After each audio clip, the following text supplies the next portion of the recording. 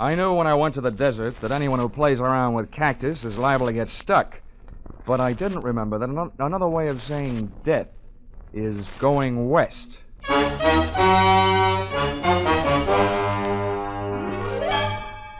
This is another in the adventures of America's fabulous freelance insurance investigator, Johnny Dollar.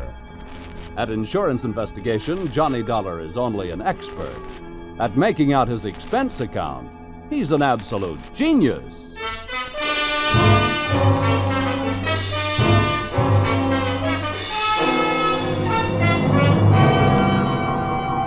Expense account submitted by Special Investigator Johnny Dollar to Old Caledonia Insurance Company, Hartford, Connecticut. Attention, Oscar M. Wheaton, Chief Investment Counsel. The following is an accounting of my expenditures during my investigation of suspected skullduggery in the Skull Canyon mine. Or, Mr. Bones, who was that lady I seen you with last night? Or, messing with a mule train is one good way to kick off. Expense account, item 1. 25 cents. Tip to busboy who brought telephone to my table at the Blue Danube restaurant, Robertson Boulevard, Los Angeles, where I happened to be working on a case.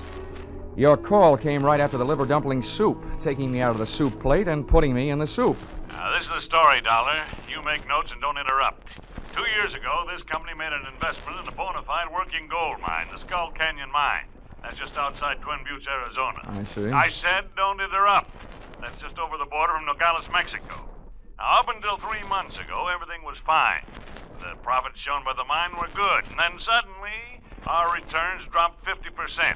However, operating expenses, man-hours, and so on remain the same, indicating there's been no fall-off in the removal of high SAR. Now, there's something wrong. We want you to go down there and find out what it is. Expense account, item 2. $12.80. I decided that since you'd invited yourself to the table, dinner at the Blue Danube was on you.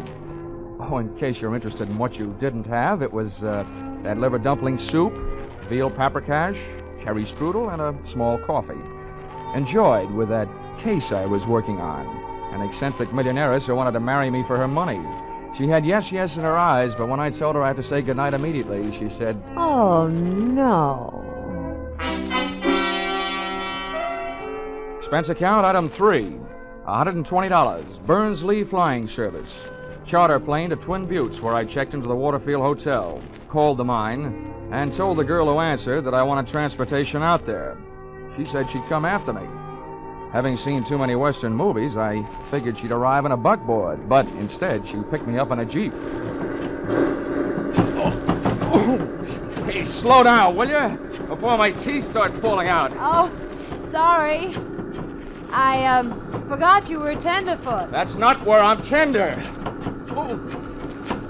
By the way, Miss Moreland, how far is it out to the mine? 23 miles? Oh, no. Is the road like this all the way? Oh, no. About another half mile out of town, there isn't any road at all. Oh, if I ever live through this. From now on, I'm taking my bumps in the burlesque theater. Much better than walking, mister. Say, you said you're out here representing the owner. What's your job? Well, I'm an efficiency expert. Oh. Speaking of efficiency, what's your first name? Jackie? Oh, well, in that case, mine should be Gwendolyn. But it's not. It's Johnny. Well, let's not bother shaking hands on it, pal. Here comes the end of the road. Oh.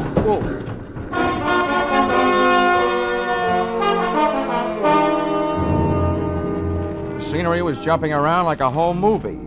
My teeth were trying to find out how much abuse my uppers would take from my lowers. I felt like I was gradually being hammered down from a tall, thin man into a short, round one. And there I was, caught without my rhinestone-studded motorcycle belt.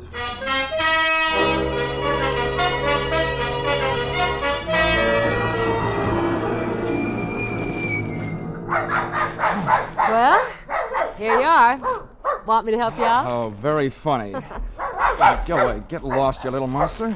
I'll admit I look like a bag of bones, but I'm too young to die. Go on, now beat it. Oh, be a good dog now. Lie down, Nugget. Down. Yeah, Nugget, drop dead. This the mine office? This is it. Well, Dollar, welcome to Skull Canyon. I'm Doyle, the manager out here. I'd be happier to meet you if I met you in town. Mr. Dollar's in a foul mood, Jeff. That ride was a little too much for him. That ride would have been a little bit too much for Buffalo Bill. Well, that's how Jackie keeps that figure as trim as she does. Now, come on inside, Dollar. That's where the books are, and that's where the chairs are. With cushions, I hope. I'll see you guys. All right.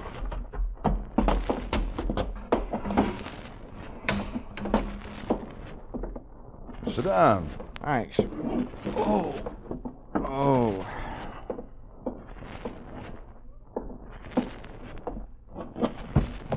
Well, there you are. You'll find all the figures right in that big, fat book. All but Jackie's. Well, I'm not in any hurry to do my arithmetic.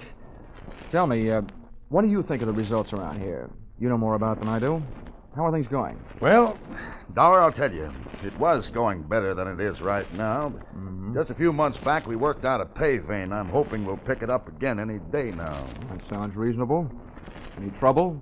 Help, equipment, working conditions? Well, working conditions could be a lot better, but that's a geographical problem. You see, the mine is located here, and the big water supply is 8 miles west.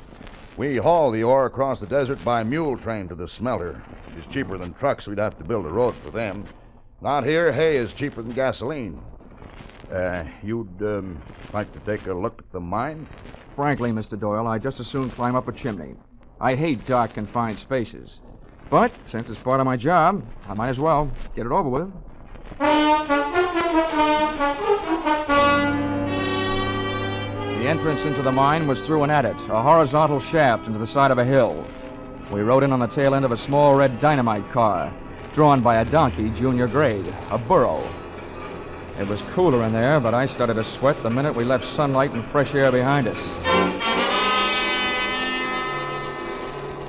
I could hear the jackhammers nibbling little gold earbobs out of the quartz rock for the Christmas tree. Then I heard them stop, and Doyle told me why. Sounds like they're about ready to blast. Oh, great. So open your mouth and cover your eyes.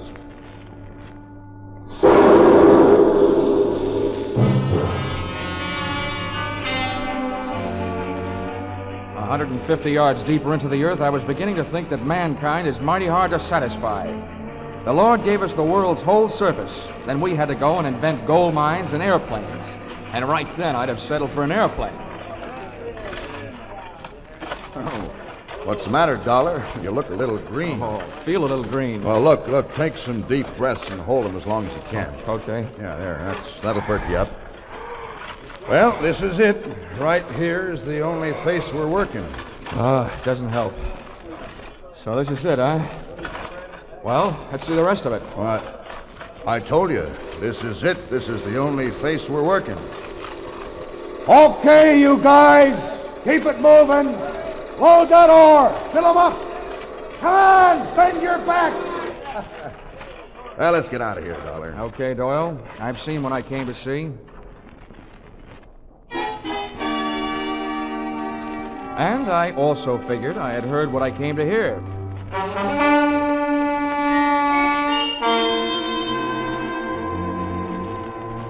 Dinner that night I had with Doyle and Jackie, and the steak they served gave me a rough idea of what they did with their old burros. Doyle's attitude gave me a rough idea that maybe he'd seen my eyes light up when I heard those jackhammers snorting away in some other part of the mine, just after he had told me that where we were standing was the only place being worked.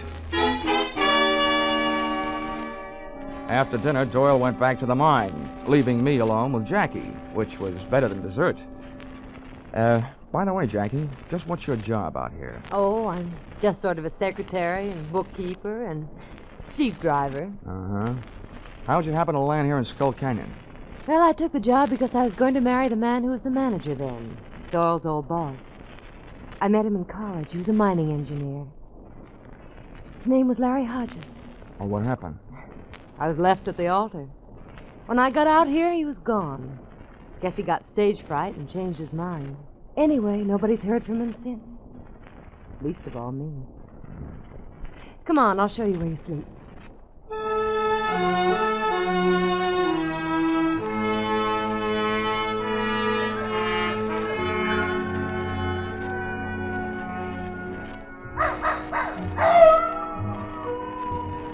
It was a real romantic night.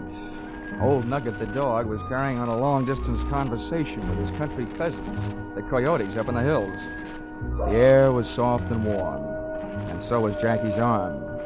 Stars hung low. And so did my spirits when she bid me goodnight, after she introduced me to my roommate. Hiya, Sonny. An old mule skinner named Kangaroo. Make yourself comfortable. Oh, a fat chance. Well, better than a sand bed and a saddle pillar. Oh. Say, for a pine shack, this has a mighty fancy floor. What is it, mahogany? No, tobacco juice. Boy, helps keep out the sidewinders. What do you mean, helps? Little snake critters crawl in out of the hot sun to get cool. Where are you from, Sonny? Hartford, Connecticut. Well, I'll be turned too. I don't reckon it shows through, but I'm a Easterner myself. Come out from New York State 53 years ago. Little town of Prattville. County seat it was. That's pretty dull. What'd you say? Oh, nothing. Say, are you the one that handles the mules on the run out to the smelter? I'm one of them. Well, how's chances of hitching a ride with you in the morning? You'll have to get up early. All right, then. I'll get up early. Well, then stop wasting your breath on a lot of dang fool words. Use some of it on the kerosene lamp. Quick! Night.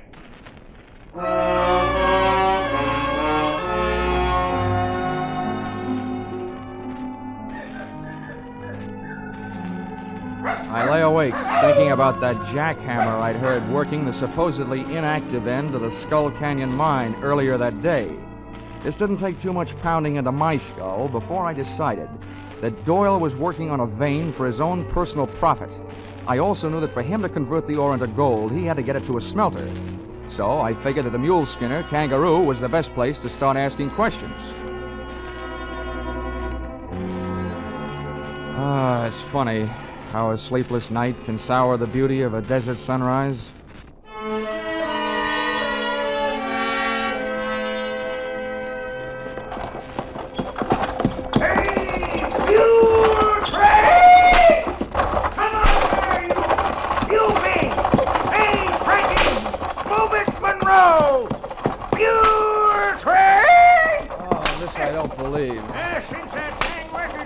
I had to rename all my mules.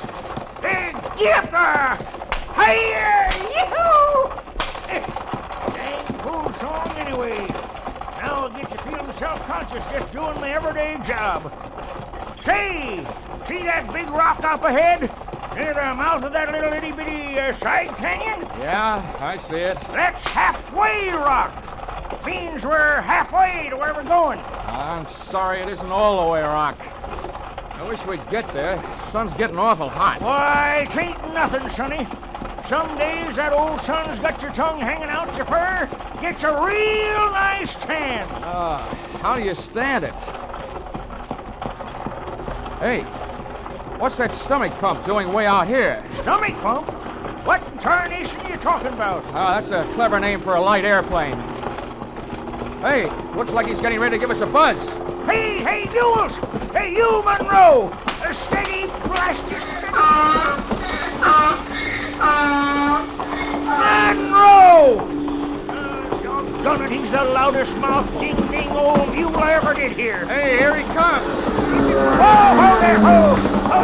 Steady, boy, steady! First thing I learned was if you ever want to panic a team of mules, just buzz them with an airplane. The second thing I learned was that little canyon we were approaching was loaded with armed horsemen who came galloping out like they were trying to make history at Tan Foran.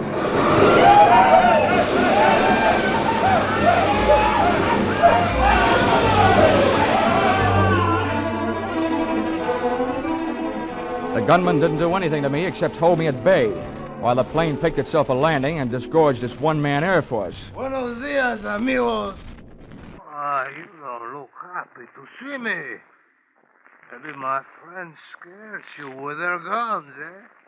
Hey, old man, who is this new boy who ride with you today? His name's Dollar. Right now, I wish it was Hopalong Cassidy. Well, let me introduce myself. They call me El Puerco. That's because I look like a pig. Maybe it is because I'm so greedy, too. I want what you got with you. Why, Galdern, your miserable sunbake's hiding. Now, take it easy, old-timer. It's okay. All I've got on me is a wristwatch and a few bucks. Let them have them. And besides, what's he going to do with a wagon load of unrefined gold ore? You talk like a little boy. I know what you have with you, and I know where it is. It's under the seat. The little white bags. $30,000 of pure gold.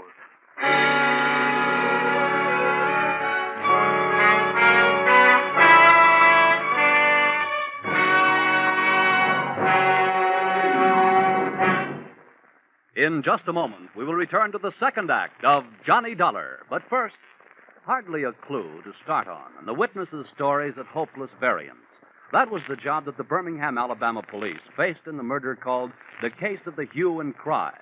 Later tonight on Gangbusters, Birmingham's own police chief comes to CBS to tell you how they tracked down the apparently unmotivated murder. Be sure to hear this true-to-life police story, reenacted on Gangbusters. Gangbusters and the Adventures of Philip Marlowe are regular Saturday night features on most of these same CBS stations. Now, with our star, Charles Russell, we return to the second act of Yours Truly, Johnny Dollar.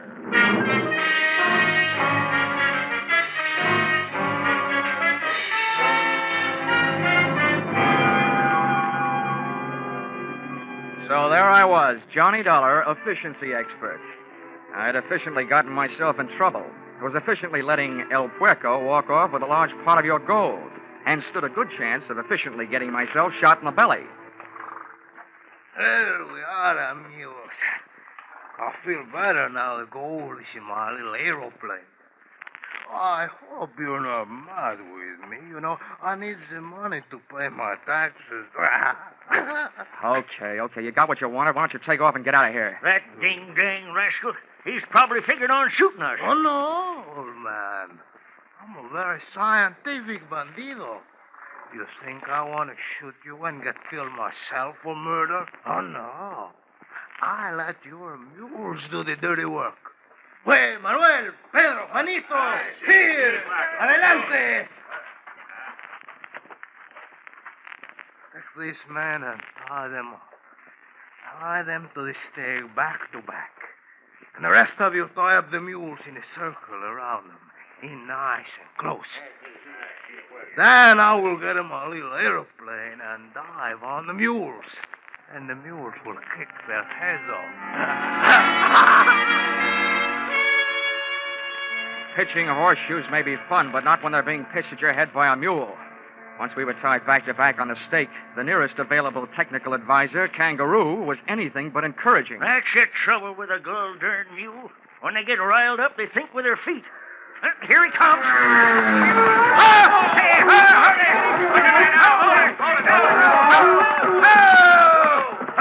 Ho, you mule, ho. There. I guess we showed him. Yeah. I ain't skunned mules 40 years for nothing. I can handle them. Oh, nice going, Kangaroo. Now, listen, Sonny, I got me idea. Yeah, what is it? Well, go something like this. Hey! Oh!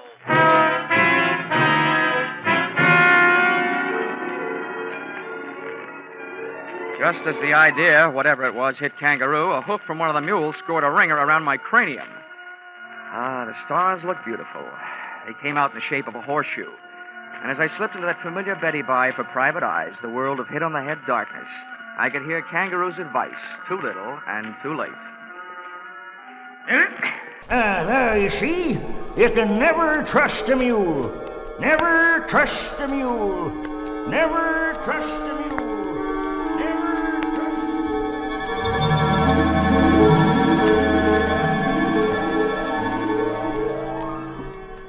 A long time later, the curtains of my eyelids went up on the next act. But something was wrong. The stage was still dark. The stars were still there, but not in a horseshoe pattern. I closed my eyes and dreamed some more. I was lying near an oasis in the Sahara Desert, and a beautiful maiden was bending over me, kissing me. She was breathing hard. And she could have used some sense then. Huh? What? Nugget, get away from me, you mangy cur. Nugget, get away from him. Oh, Johnny, you frightened Huh? her. What? Jackie. Oh, what are you doing out here? Well, take it easy, pal. It's a darn good thing I am out here. You getting yourself kicked in the head. Let's just say the wrong end of a horse got mixed up with the wrong end of a mule. Hey, where's Kangaroo? Where are the mules? What's going on? Johnny, relax. Kangaroo and the mules are on their way back to the mine. Oh, where's Pancho Tortilla? Who? There was a Mexican bandit out here. The greatest piece of typecasting since the Gutenberg Bible. Oh, El Puerco. Yeah. Yeah, Kangaroo told me about him. Come on now. Try to get up. Come on. Oh.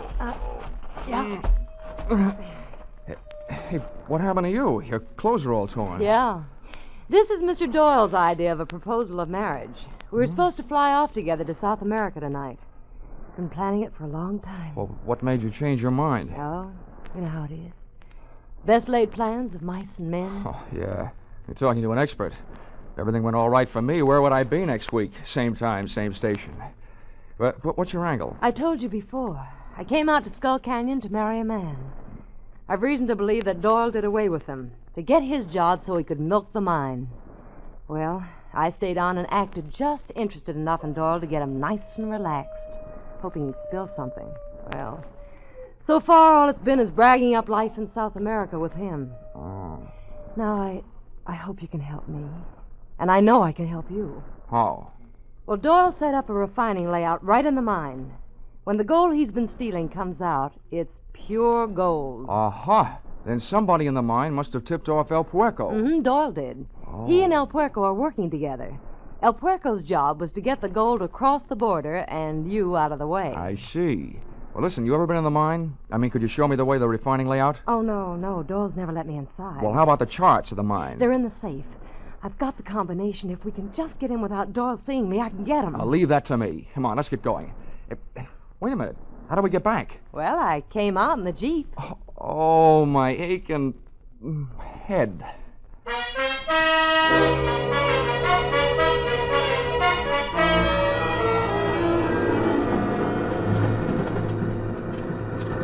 This is close enough, Star Eyes. We better pull up right here. All right.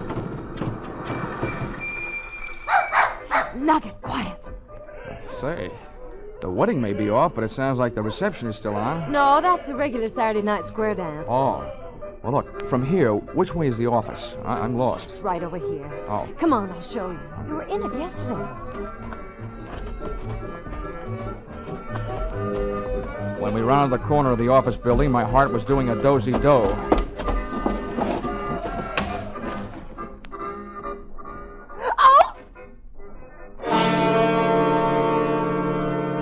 The door of the safe was open, and so was the mouth of the fellow in front of us. But he wasn't saying anything.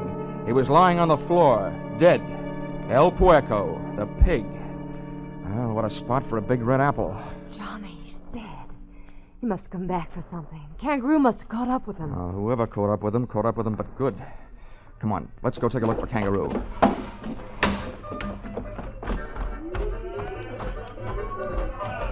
Wait. Yeah. Careful, darling. Doyle may be in there. Boy, tight spots really give that word darling a good workout, don't they? Okay, darling. Wait out here. I'll be careful.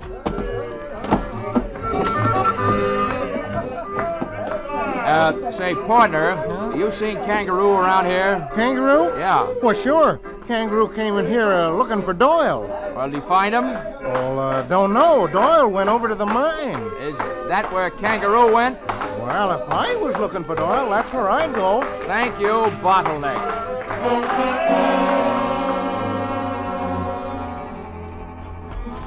I don't know why I was in such a hurry heading straight into trouble.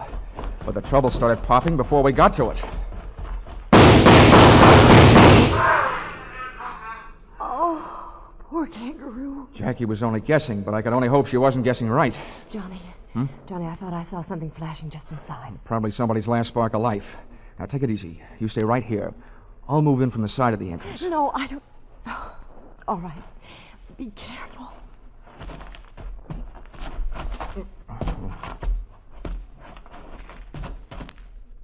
Oh, he sure got you good, partner. Okay, Jackie, you can relax. The right man got it, your play man. Mr. Doyle. Oh, Johnny. Oh, Johnny, it's awful. What a relief. Hey, Kangaroo. You can come on now. Everything's all right. It's us, Jackie and Dollar. Anyway, don't make a move or I'll shoot you down. Hey, what the... Harry! Stay away now. Larry, you mean the guy you thought was dead? The guy you were supposed to marry? Yes. Oh, Larry. Larry died. I'll kill you. No. Oh, Larry. Larry, what's happened to you? I'll kill you. All right. Oh.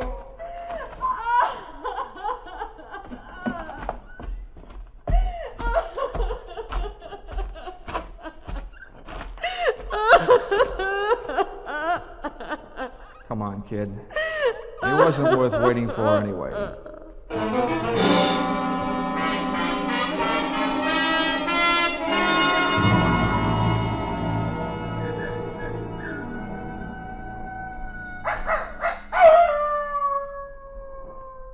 Oh, well, Kangaroo, I'm glad your first interest was feeding your mules so that you didn't get mixed up in all that shooting. Yep. Poor. Well, I'll tell you. When three bad eggs like Hodges and Doyle and El Puerco get together double-crossing each other, they all gotta wind up in the omelet. They're dead. Sure feels good to get your boots off.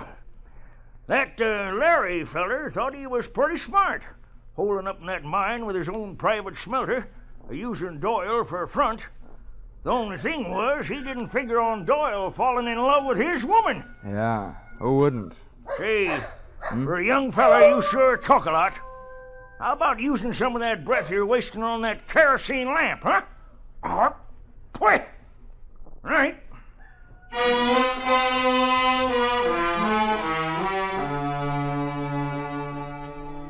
Expense account, item 4, $6.10. 1 quart snake bite medicine, 32 ounces of prevention in case a snake should bite me. Item 5, $3.40, with which I purchased the nicest gift I could think of for a gal in Jackie Moreland's position. A telegram to you, requesting that you give her a job she very much deserved, the managership of the Skull Canyon mine. You see, when she first found out that man she was going to marry didn't love her, she took out her affection on the territory, which makes me very sorry that I wasn't born in the state of Arizona. Expense account, item 6, $164.35. Transportation, Twin Buttes to Hartford. Expense account total, $947.99, which makes just about as much sense as you can make without making it a dollar. Signed, yours, no charge for that double talk, truly, Johnny Dollar.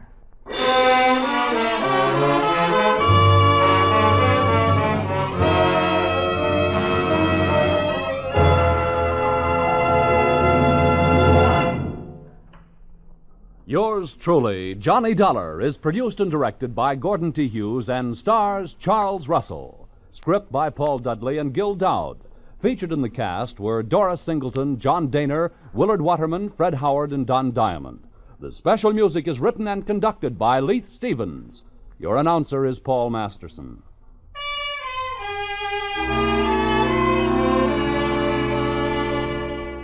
Be sure to be with us at this same time next week when another unusual expense account is handed in by Yours truly, Johnny Dollar.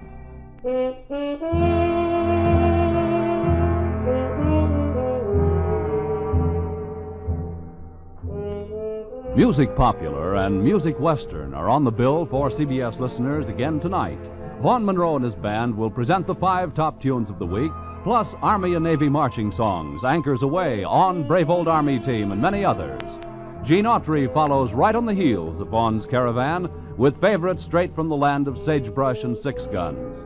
For an hour of wonderful music, hear Vaughn Monroe's Caravan and the Gene Autry Show tonight and every Saturday on most of these same CBS stations.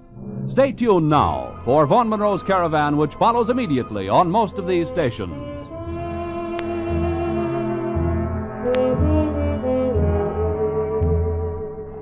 This is CBS, where yours truly, Johnny Dollar, meets adventure every Saturday night, the Columbia Broadcasting System.